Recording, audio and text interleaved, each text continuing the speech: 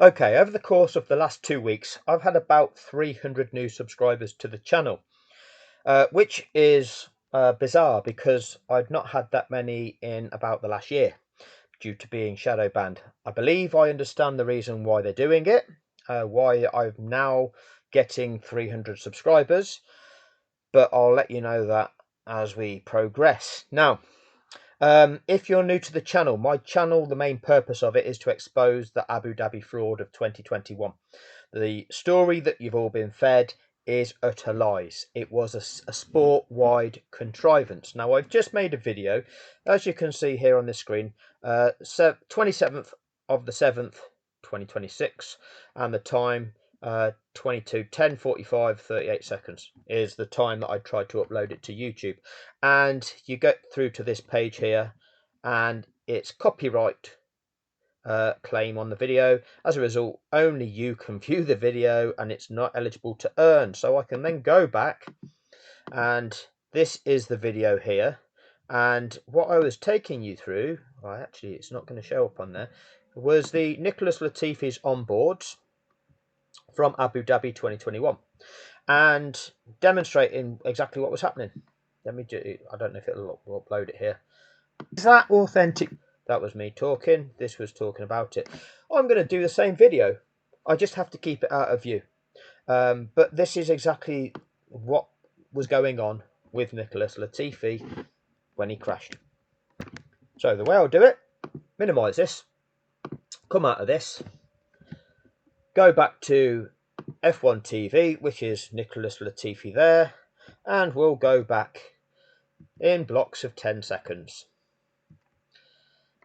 Where we'll follow him round the lap, but we need to bring this back to the beginning of the lap. So this is the start finish straight, and this then is 10 seconds. Oh, it's not, it's a little bit more than that. That was turn 14 the lap before. Can't play too much continuous footage.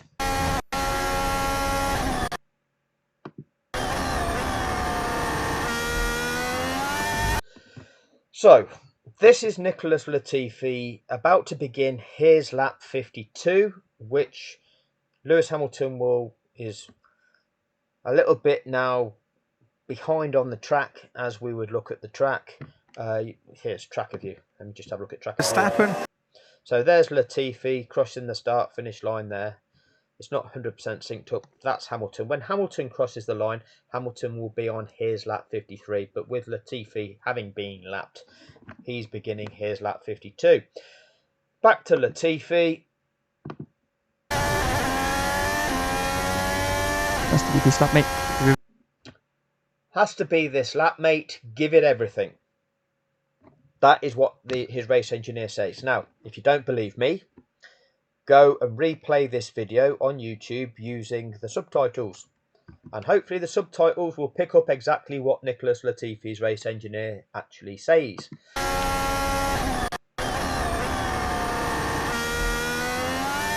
So again, listen to what he said. Has to be this lap, mate. Give everything. Has to be this lap, mate. Give it everything. Now, there will be people that would seek to argue. As with everything, I can tell you in excess of 30 different things. I'm not going to tell you exactly how many, because I'm constantly finding new ones as well. In excess of 30 things that were entirely wrong, not congruent with normal behaviour from this event. That doesn't happen by chance. For each and every one, somebody would like to propose an excuse. Oh, well, no, what he means by that is, okay, oh, it was just a human error. No. What some people would seek to argue is, oh, they had to make the overtake this lap. Well, there is this lap and 5 more left for Latifi because he'll only complete 57. That's if he went to the end of the race. If he took this lap, and it had to be this lap because there was some reason why this was his only chance, the power of the car, the grip of the tyres would mean that after this lap, that chance will have gone. Well, what state of his car is it then to be able to defend? if the power is decreasing, the battery is getting lower, the tyre grip, yeah, you can perform and overtake this lap, but then you won't be able to defend it. You'll be a sitting duck. So that doesn't comply with that theory. Anyway, what we're going to do, we're going to chunk this round in 10 seconds at a time. If you are familiar with the track, you'll know where we are on the track. Now, we come down, we've just gone through the chicane, turn 6 and 7, and we're now going to go down towards turn 9. This bit is choreographed. As you would take turn 9, you would generally stay over to the right hand side of the track, wide on entry to the left-handed loop, and then come across to the curbing on the left hand side. What that does, it flattens out the corner, enables you to take maximal speed through the corner. Look at what Mick Schumacher does. Again, I'm going to stop this at frequent intervals to try and avoid copyright.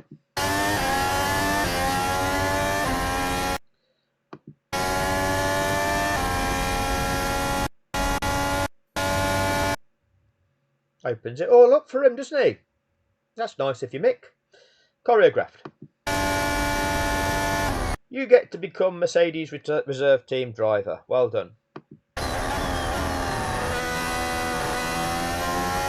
And then Mick comes into play again. And see this here, the manoeuvre that Mick Schumacher's done. That's called crowding another car off the track. And that would give you, in that season, they were giving out 5-second time penalties for that, as they did at Austria 2021. You know, back on lap 1 of this race, he's got to give that place back. He's got to give that place back when a driver forced the other one off the track like that. And then they spoke about it for the next 8 laps. And then we had the pit stops, which were also fraudulent. And then the pit stop that brought Hamilton out behind the Minister of Defence. They manufactured drama all the way through the event, but don't worry about that. What's the offence? Well, Latifi has been forced off the track. 5-second penalty to Mick Schumacher as a result of then getting the dirty tyres, which they claim is the reason for his crash. Then being forced off has ultimately then caused dirty tyres, which has ultimately led to him crashing, causing millions of pounds worth of damage to the Williams car. Surely you would think the Williams would be putting in a protest to the stewards about the driving conduct of a competitor that's forced them off the track. Oh no, there's no penalty for Mick Schumacher, and there's no protest from the Williams car team for one of their cars, but suffering an infringement from another driver. But what we get is it opens up the dirty tyre narrative.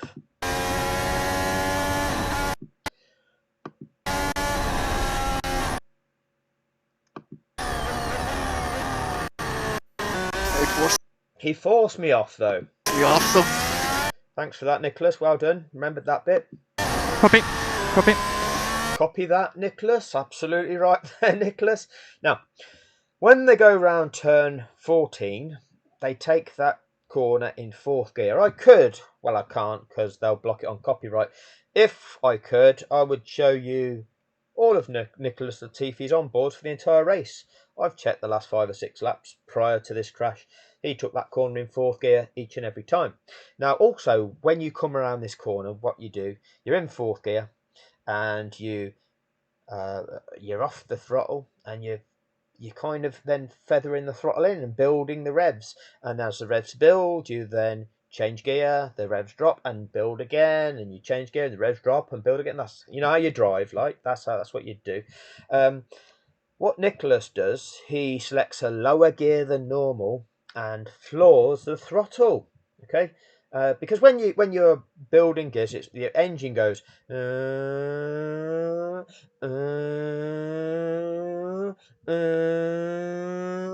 right. That's how the engine sounds. I'm good. And Nicholas's car goes and that is the sound of an engine on the rev limiter. Well, that's the sound of me trying to make the sound of an engine when you floor the throttle and it just stays on the rev limiter. Now, you can make the choice for you. Well, not a choice, it's not a choice, but you can make the assessment for yourself what it is you're hearing when Nicholas Latifi selects third gear and floors your throttle going around this corner. Now, when you do such a thing in a rear-wheel drive car, if you select a low gear in a high-powered car, in a rear-wheel drive car, and floor the throttle, you're going to get wheel spin. I mean, even in a front-wheel drive car, you get wheel spin. But in a rear-wheel drive car, if you've got a steering angle on and you do that, low gear, dump the throttle, the back end spins out on you. You'll light up the back tyres, get wheel spin, and the back end will come around on you. Okay, that's how you do it, lads. Don't do it on a public road. Now, you'd think as a professional driver, you'd understand the mechanics of all that with all the experience that they've got. What does Nicholas Latifi do? Let's have a look. See here, third gear, that's number 3 there on his TomTom. Did you hear him building the revs there, or did you hear him go onto the rev limiter? It forced me off, so. Yep, we got that bit, Nicholas. Copy. Copy.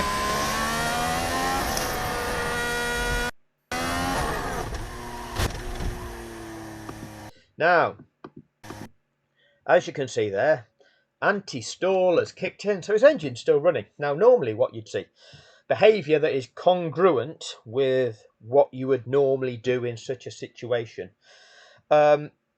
These drivers, if they are involved in a crash, they generally see if they can move the car.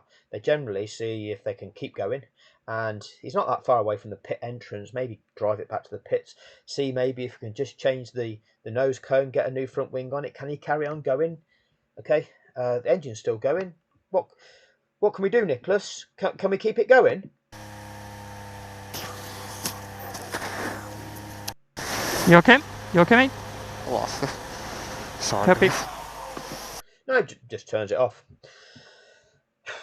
That's fine. That's congruent, is it, Nicholas? So let's have a look at the timings of all this. It forced me off, so. Copy. Yep. Okay. We know that, Nicholas. We know it's all an act. Let me just try to minimise this, or at least try and put it some way out of view. Do it this way. Copy.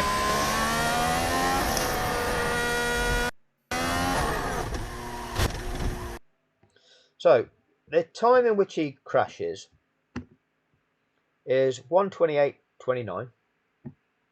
And we'll look at when his TomTom goes yellow. Let's see how long it takes Michael Massey to respond.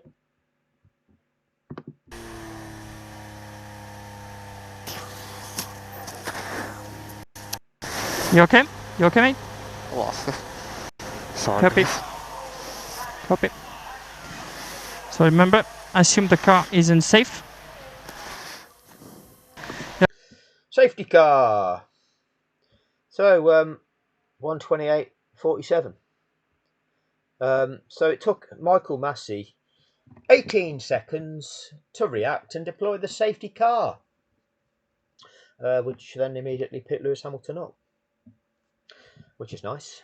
The entire thing was a contrivance. I can evidence the majority of what is available to us to evidence it, in that we can evidence all the things that actually took place, and actually all of the explanations given, destroy them because they aren't congruent with reality.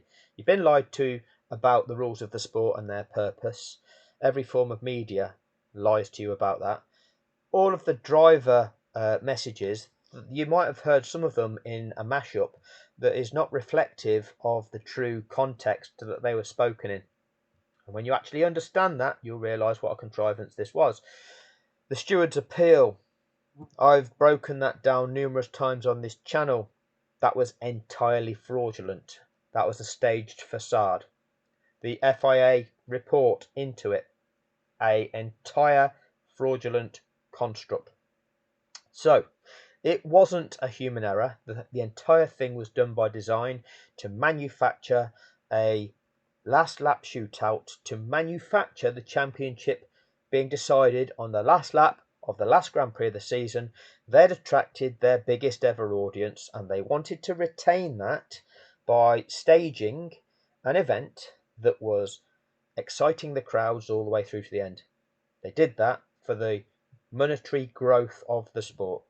During that season, Liberty Media's stock value rose from $9 billion to $13.8 billion, a rise of $4.8 billion over the course of that season. And they wanted to maintain growth. They wanted to maintain that larger fan base, biggest ever audience attracted to that event. So they constructed it to keep everybody excited throughout. You don't have to believe me. I'll show you the evidence, and then you can decide for yourself. But that's what it is. That's the truth of it. It was staged. And all teams were complicit because all teams have benefited. Each team is now valued at in excess of £1 billion or $1 billion more than it was back then, due to the growth of the sport, due to how many fans it now attracts. They fraudulently contrived the ending of a sporting event. Now, there would have been people with different motives. Denying Hamilton would have happily been a motive. Promoting Verstappen would have happily been a motive.